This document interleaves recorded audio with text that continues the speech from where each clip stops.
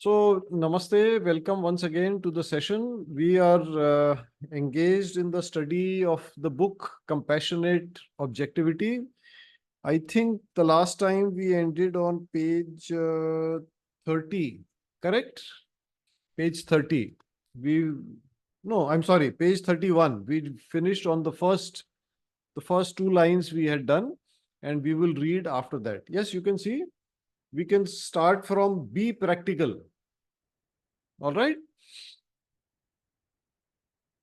Just a quick reminder, these books are important. They are powerful because they are the words of Master Choa. They are very tightly packed with knowledge. So it takes an effort to, sort of unravel or unpack the depth of knowledge. And that is what our humble effort here is. We are trying to, help each other understand this in more detail. All right, let's move on. Be practical. Regulate your thinking. Do not believe things blindly. So, three different things Master is telling us in one sutra. That is the power of sutras. They are very tightly packed. So, number one is saying be practical. Don't live in a dream world. Be practical. When I as a child I heard stories about somebody making palaces in the air. हवा में महल, you know, palaces in the sky, something like that. So that is not being practical, being unrealistic. Second thing he's saying is regulate your thinking. You see, the problem, I think all of us, including myself, we suffer is that we start thinking and then we don't know when to stop. We just think. And we will go into all sorts of tangents. So he's saying regulate, limit. Regulator, like a fan regulator, it changes the speed. It limits the speed. So limit your mind. Do not believe things blindly. I think the essence of this sutra we can go to the last one. Do not believe things blindly. And he will tell us later, what do we need to do? How do we not believe things blindly? But you see, here regulating your mind and believing things blindly, how they are interconnected. Are you familiar with the term con man? Somebody who's a professional cheat. People who make a living out of lies. A lot of our politicians can also be put into that category. A lot of these so-called fake godmen can be put into that category. How they make you accept their falsehoods is they begin with a little truth. So something that is completely true, and then something that is partially true, and then before you know it, because your mind is not regulated, you are now thinking, okay, this chap, he was saying true things, so maybe everything is true. But that is where regulation comes in. You regulate. Okay, first statement I checked. Yes, it is true. Second, again, I need to check. I cannot just believe. That is the meaning of regulation here. How it is related to not believing things blindly. Yes? Okay, shall we go on? Let's read the next two together. Do not swallow anything blindly. So now Master will tell us how not to swallow things blindly. What is the method to be used? You see, that is the greatness of Master Choa. He doesn't just give a sermon. He gives us techniques. He gives us methods. He's what I may call a technical guru. He will give techniques for everything. Do not swallow everything blindly. Avoid superstitious beliefs. Use intelligent evaluation. You must understand and experiment.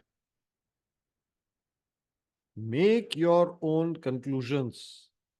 Go beyond mass blind belief. What is blind belief? It is blind when there is no validation. I believe it because you believe it. You believe it because someone else believes it. Then it becomes a mass blind belief. You ask anybody, okay, why did you believe? Oh, I don't know, because this person said and I trust him, so it must be true. And then you ask the second one, he says, oh, well, so and so told me. So that chain goes on. Yeah. So most superstitions are based on mass blind belief. And scanning will help you here. We won't get into that, but you think, how can scanning help you? Scanning can help you check the truth in a statement. Now, own conclusion. What does Master say? Come to your own conclusion. Make your own conclusion. Now, you see, there is physical freedom, this freedom, that freedom. Real freedom is when we have the freedom to think without external influences. When I come to some conclusion by my own mental process, not because X said, Y said, Z said, and so on. You remember last time we did the quotation by Lord Buddha, where he said, don't believe anything just because your guru is saying something. Don't believe something just because the scriptures are saying it. Joe, don't believe something just because for thousands of years people have believed something. So come to a state of true freedom, which means independent thinking, your own thought process. And another thing Master has talked about here is intelligent evaluation. And now, and in here he has also explained how to practice intelligent evaluation. He says, understand. First step is understand. Second is experiment. And that is where I mentioned scanning. That is where your scanning can come in. And third is now derive your own conclusion. Yes? Are we communicating? Does it seem to make sense? Okay. You see, these they may seem a little theoretical, but these are very, very important. If we will, and it's not enough that we read these together and discuss these together. My suggestion is our sessions are only 15 minutes. After that, take out another 15, 20 minutes and go over them again. Think about them. When that is the real study, when you do your own mental exercise. Correct? Okay, let's go to the fourth sutra. What is glamour? It is a powerful thought form clouding your perception of reality. Now, this is a huge topic by itself, glamour. There is a book by Alice Bailey, and Master Hector talks about it frequently, and it's a huge subject by itself. Broadly, we can talk about it at two levels. The more common day-to-day level is, where we get attracted to something that is really not there. We see it, we get attracted to it, we find it appealing, it impresses us, we want to follow it, we want to become like it. So, for example, the influencers, for example, the Bollywood and other heroes, heroines, we want to be like them. Correct? That's because glamour is attached to them. They become very attractive. They become very appealing. They seem very impressive. We don't realize it is just a facade. Facade meaning it is just a appearance. Depth, not there. The more deeper meaning is when we use the Sanskrit term Maya. Maya, M-A-Y-A, Maya. So that tells us that what we are calling a Maya is an illusion. It is a mirage. You understand mirage? Mirage, when you see something, it's common in the desert. In the desert, you are walking along, or, even in a empty stretch of road, you see some trees and so on. And then as you come closer, you find it is not there. It is just a image. It's called a mirage. In one of the Indian systems, there are many darshan. Darshan meaning viewpoints to the world, ways of understanding the world. One of them, quite popular these days, is Advaita. According to Advait, this whole world, what we see as our world, my body, your body is that, this computer, this Zoom, everything, all Maya. The only reality is one. That's why they call it Advait. No two, only one. And what is that? That is the Parabrahman. That is that supreme consciousness. That is the only reality. Everything else is a mirage. It's an illusion. It is Maya. Anyway, we won't get into Advait Darshan, but I'm just trying to explain the term to you. This is a term with a lot of meaning. To us, let us just say that the unreal seems real and attractive. So we get that idea that we must be like it. We should follow it. We should, do the same way. So hero or heroine X wears some dress, some clothes, and we want to dress the same way. They do some dance steps and we want to do the same dance steps. Why? Because that glamour is very attractive.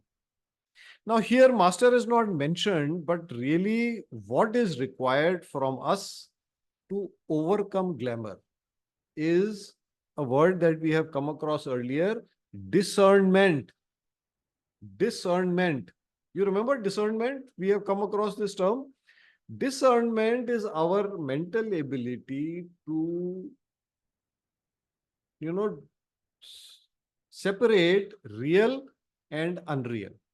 What is real? What is unreal? What is superficial? What has depth?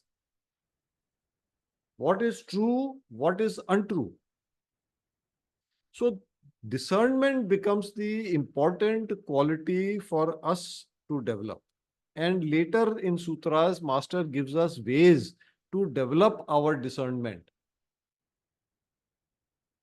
All right. So in Hindi, it is called viveka. The symbol for discernment in esoteric schools, especially in India, is the swan. Swan. You understand swan? Bird that lives on water, floats on water. Now, why the swan? Because it is believed that the swan can separate milk and water. Are you understanding?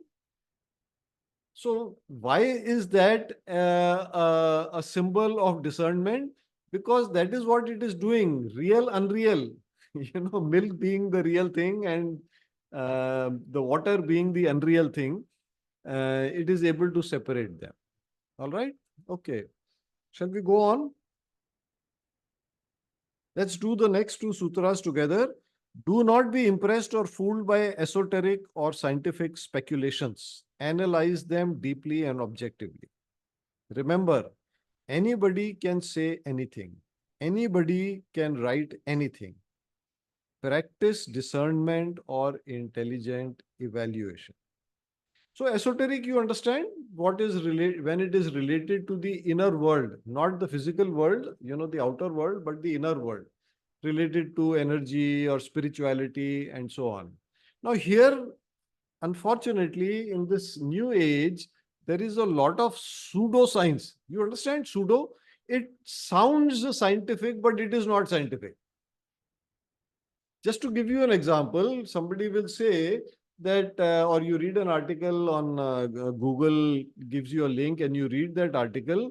That article says that, this breathing exercise through research has been proven to do such and such. But now we need to practice discernment. We need to ask, okay, show me the research. Let me read the research. And I'll tell you, many times I follow up. I say, okay, let me see. What is the research? Many times they don't quote the research. So, then you know that I can't trust it. Secondly, they may quote the research. When you read the research, you find that what they have claimed is actually an unproven part of that research, or a superficial or a peripheral, you understand, just a small point of that research. In some cases, I have found that the research is actually saying the opposite. So that's what Master is saying. Anybody can say anything, anybody can write anything. Practice discernment or intelligent evaluation.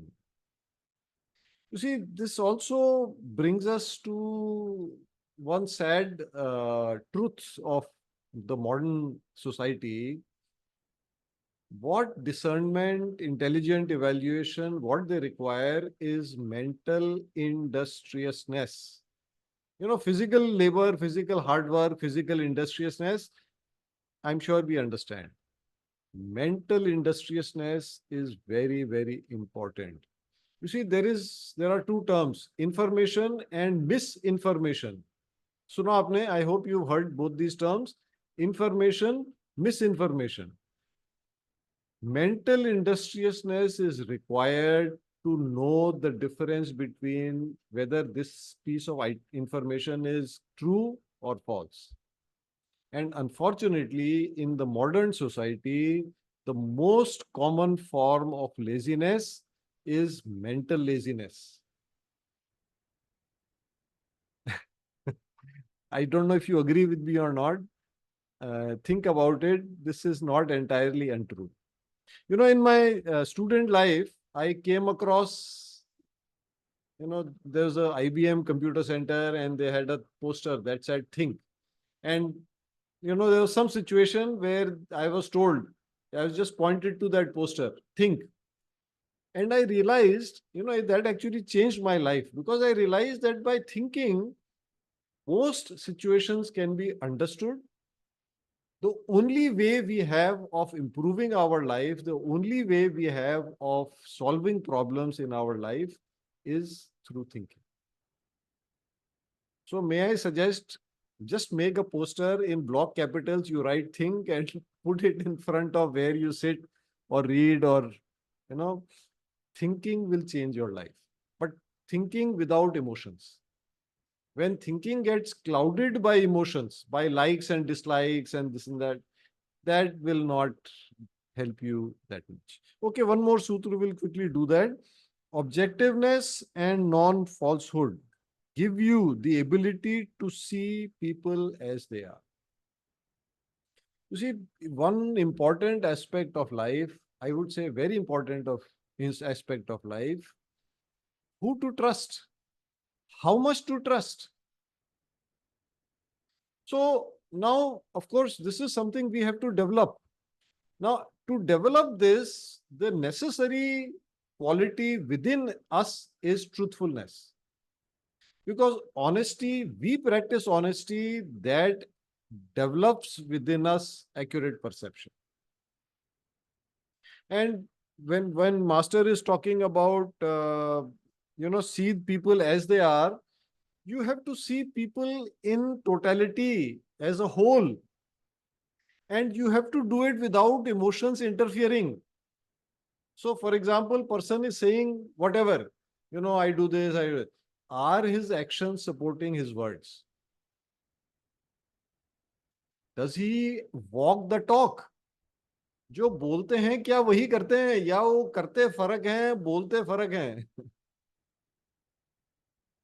for example uh, what example anyway also look at the track record, look at what other people say of him or that or her.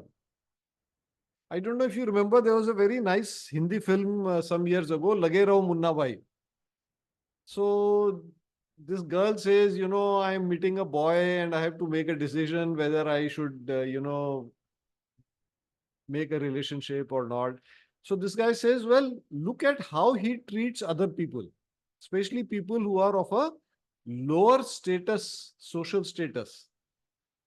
So that boy, this girl observes that this guy is, very disrespectful to the waiter in the restaurant. So she knows, she understands, not a person of very good character. So this is very important because what is our life except dependence on other people? So we should know who to depend on, who can we trust, and how much we can trust. I can trust you with 500 rupees, but can I trust you with 5 crore rupees? It's a joke. But what I'm saying is how much, that also you need to assess. And again, what it takes is mental industriousness. So we'll end our session here today.